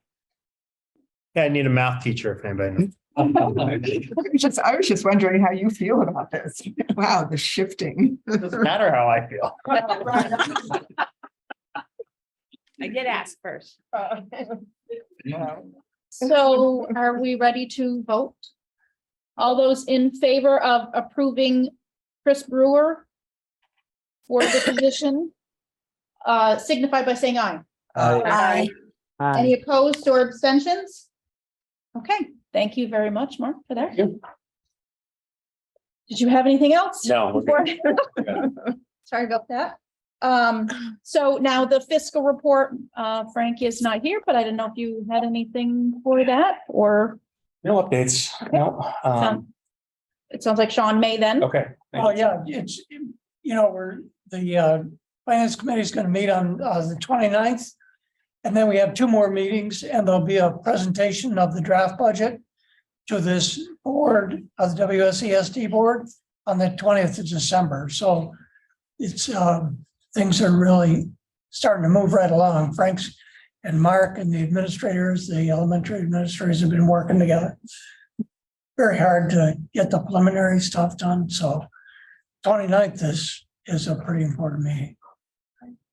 Thank you, Sean. Then we will move on to new business. So I'm going to hand it over to you for the policy committee. Yeah, there are 3 policies for first reading, and I'm going to very briefly go through each one. The first one is F10, reporting suspected child abuse or neglect. And the difference between the edit that the committee has come up with is to ensure that reporting is not just on a vertical straight line, that there are more people involved. And the edit also clearly states, and it's interesting, the original one doesn't, but that the mandated reporter must contact DCF. It's not done through the principal, which is how the original. In Vermont, you legally are required. I I appreciate that, but I'm talking about the policy right now. And so the policy is now in accordance with Vermont law. So please take a look at that. This is a first reading, 10-day warning. The second policy is F21. It's a policy on the use of restraint and seclusion. And it's a hefty policy, as you can imagine. The VSBA has kept every term for the definition. And that's how the second section runs. It runs about 2.5 pages. But the VSBA has deleted the definition itself. And it's kind of odd. And the committee has determined that more, I'm quoting Barb, more is better. So we are going to retain every definition. We will accept the VSBA's edit. And you'll see as you look at it, changing the alpha designations under, let's say, section 2. Instead of it reading A, B, C, it will read 2.1, 2.2, 2.3, and it will proceed that way logically through this policy. This is a recommended policy by the VSBA, and so those are the committee's edits. The final policy, and again, this is a first reading, is F35, school animal policy. And in relationship to a query by a board member, this policy originates with the Vermont Department of Health. And this goes to the exception on the first page, having to do with guide, hearing, or other service or law enforcement dogs. We did talk about a community member's request that there be waste stations on school property. actually rejected that idea because it's going to tell the community, by all means, walk your dog here. But it's not excluding service dogs. There has been some community concern about some of the language in the policy. We have not made any edits to the policy at all. So it's a pre-existing policy. But as community members and board members are looking at the policy, there is concern about, especially concern about the language around bat houses and concern that it really is sort of off-putting and a little too rigid. And so I know this will go back to committee and we'll talk about it because there've been a couple of concerns so far. So it's a first reading. By all means, continue to send emails to committee members, and the committee members are Liz Adams, Ann Beekman, Tim Maciel, Deborah Stanford. And then, of course, send them to any board member and they'll pass it to us. So those are the policies for first read, 10-day warning, and we'll see what we come up with at the next board meeting. Okay, thank you very much. Now we will move on very quickly to appoint. Can I just say one more thing? Sure. I'm sorry. The next meeting, I just want to announce this. The next meeting is Tuesday, November 29th. We normally meet at 3 o'clock. We meet from 3 to 4:30. We are going to start meeting at 2:30. We've extended it by half an hour. Everybody on the committee, administrators, community members, board members, are very concerned about simply meeting for a 90-minute period. We're really struggling to get through these difficult policies, and the discussions are quite productive. So everyone has agreed to extend the meeting to 2-hour period. We start at 2:30. Okay, thank you. Thank you. Now we will move on to appoint additional leadership council member, one person from Academy. Yes, so the name I have to bring forward is Shauna Morris. So does someone want to make a motion to approve Shauna Morris? I move that we approve Shauna Morris as a leadership council member for Academy School. Thank you, Robin. Is there a second? Seconded. Thank you, Tim. All those in favor of the motion, please signify by saying aye. Aye. Any opposed or abstentions? Okay, thank you very much. We'll now move on to early ed services, staff wellness policy.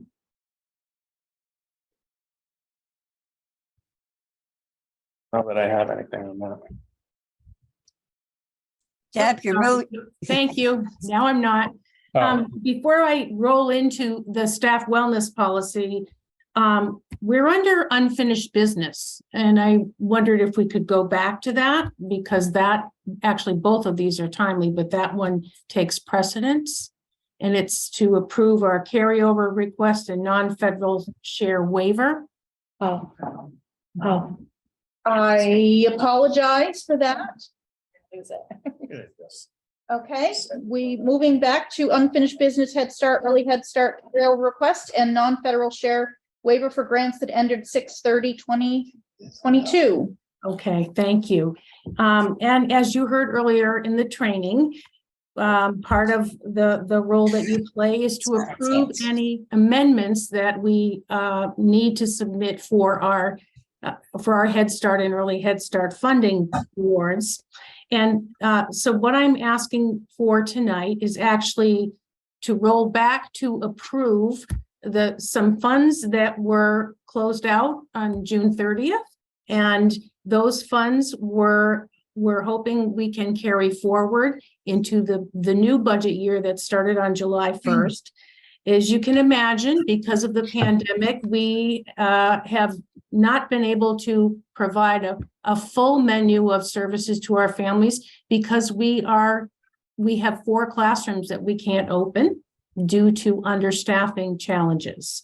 And we are requesting to carry over in our early Head Start budget $339,280.29.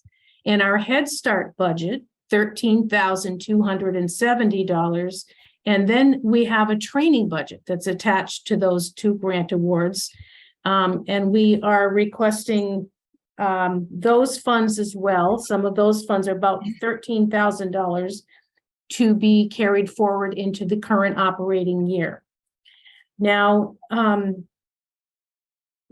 some of the money in the early Head Start budget was actually carried over from the preceding year, and it was designated to renovate the classroom space at the Windham Career Center, where we have an infant toddler center. Now, that center currently is not open because we don't have enough staff to open the classroom, which gives us the perfect opportunity to go in and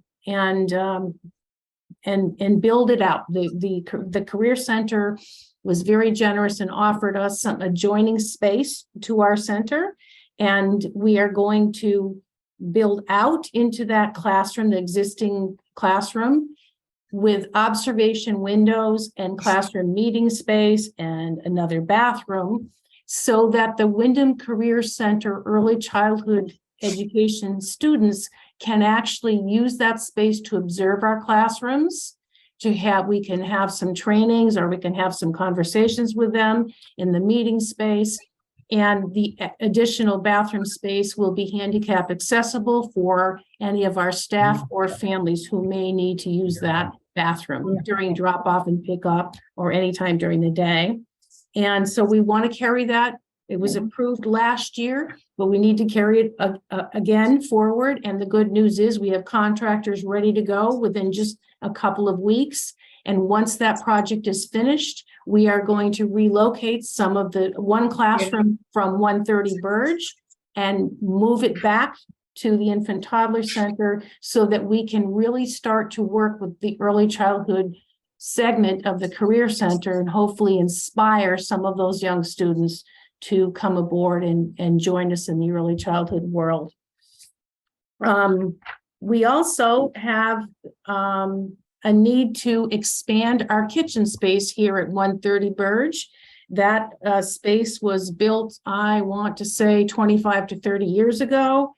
And our meal productions have probably tripled since that time. We currently, in our collaborative partnerships with Mulberry Bush and Westby Nursery, provide meals for all of those students. And a lot of it is funded through the child care the child and adult food program. But we have more kitchen staff and we need more kitchen space. So we're hoping we can use some of these carryover funds to expand that. And let's see, we also would like to build up or shore up the retaining wall at Canal Street. When you're driving down Canal Street, when you look up at the Canal Street School, you can see that big kind of stone retaining wall needs some attention. And if that continues to erode, the whole playground can just be, on Canal Street. So we would like to use the funds to do that. We had a contractor set to go, and unfortunately he passed away. So we're in the process of looking for someone new. It's not an easy person to find, but we're fingers crossed, hoping we can do that within this next time frame. And then the training funds, they're $13,270, would of course be carried over into the current year, and we are planning to use that particular amount to send a constituency of staff and our policy council chair to a parent engagement conference next month in Dallas.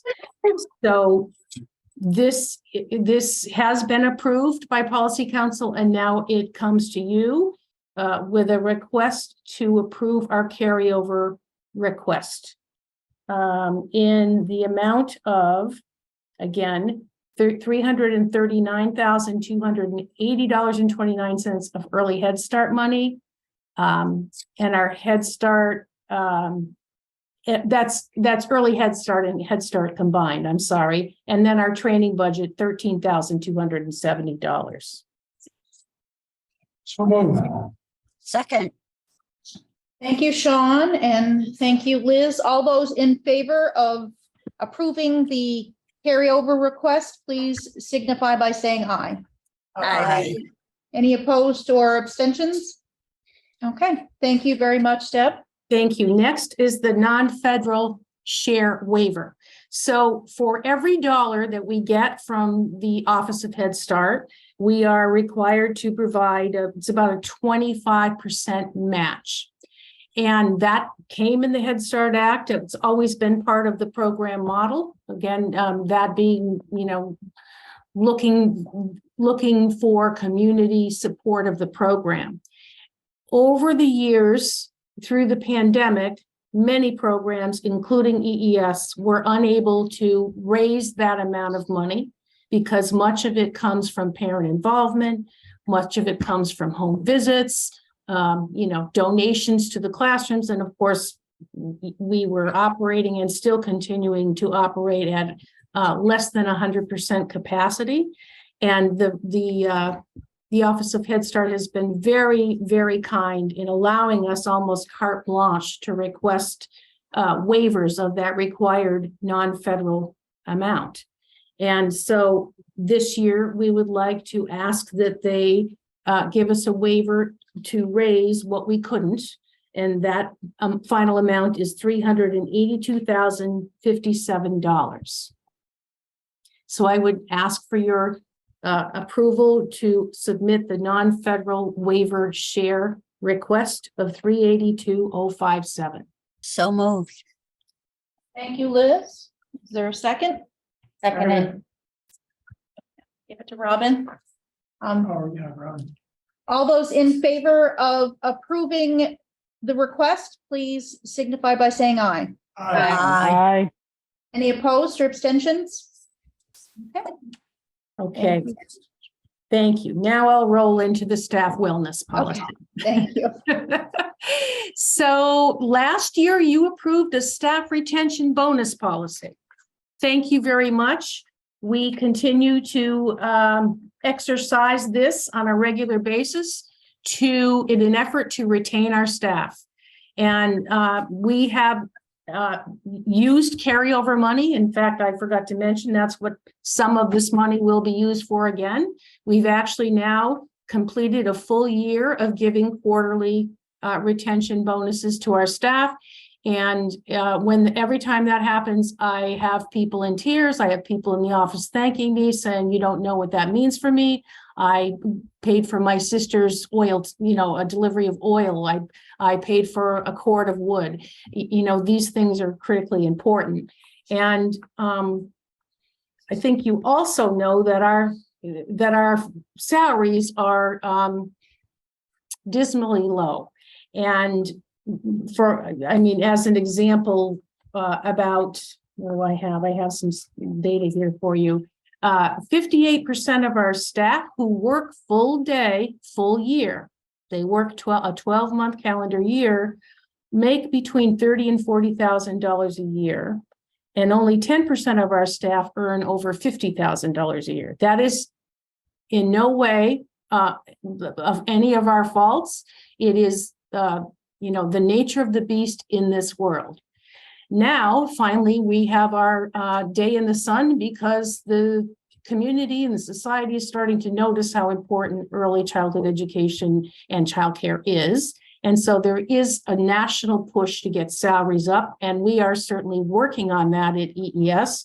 I'm hoping that I can come back to you in the spring with a salary scale that is competitive and promises to be supported with funds that we are putting together now. I have a fiscal manager who just started a few weeks ago, actually now a month ago. She was here 10 years ago with me, and she is very bright and very, very motivated to make this happen. And so we have some ideas that we're going to put into motion that will help this.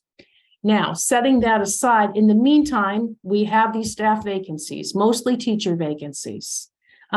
We have 79 positions when we're fully staffed, and right now we have 58 of those positions filled.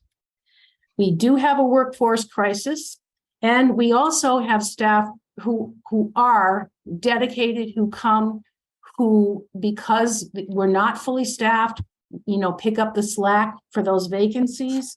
We like to have our classrooms staffed with 3 adults, 3 teaching staff for classrooms of 12, anywhere from 12 to 15 in Head Start, and 8 or 9 in early Head Start. And we're relying on substitute teachers, and we're having a hard time finding them as well. So as you can imagine, this is bearing down on the well-being of our staff, not just the teachers, but the managers and administrative support and all of that. Simultaneously, we have applied and continue to apply for one-time funds through the state and through the federal government to provide staff incentives. And a lot of that is what has covered our staff retention payouts that we've done this year. And we have some deadlines on some of those expenditures. The next one coming up is in March. We needed to come up with a plan for spending that money as it was intended, rather than giving it back to the government. And it's intended to promote staff wellness. So you have hopefully a copy of the staff wellness policy that I included in your packet, and I can read that. Staff wellness, also referred to as well-being, refers to employees' mental and physical health and how it shapes their engagement, job satisfaction, and overall quality of life. Staff who are happier, healthier, less stressed, experience less depression, and are able to successfully perform their job duties. Early Education Services has and continues to highly value the dedication and commitment of our staff. We aim to support staff wellness so that employees can perform their job duties successfully. This policy applies to the financial quality of life component as an effort to support staff wellness. As we rise from the COVID-19 pandemic, we continue to experience understaffing challenges and cost of living increases such as food, utilities, and fuel. Our dedicated employees are working harder and assuming more duties due to staff vacancies while they struggle to pay for rising living costs. Annual cost of living awards have fallen short of meeting these increases. As we work to stabilize our workforce and permanently increase salaries, EES will provide periodic staff wellness bonuses to our employees. The bonuses will be issued with recognition that the funds can lessen financial burdens in ways that are personally determined. These bonuses will be distributed to all full-time employees who were employed on the first day of the issuing month. Part-time employees and substitute teachers will receive half of the full-time award amount. Bonus payments are contingent upon available funding. The difference with these payments versus the staff retention payments are that these are one flat payment amount that will be evenly issued to staff, whereas the retention bonus policy is there are incremental amounts based on the number of years of service to EES.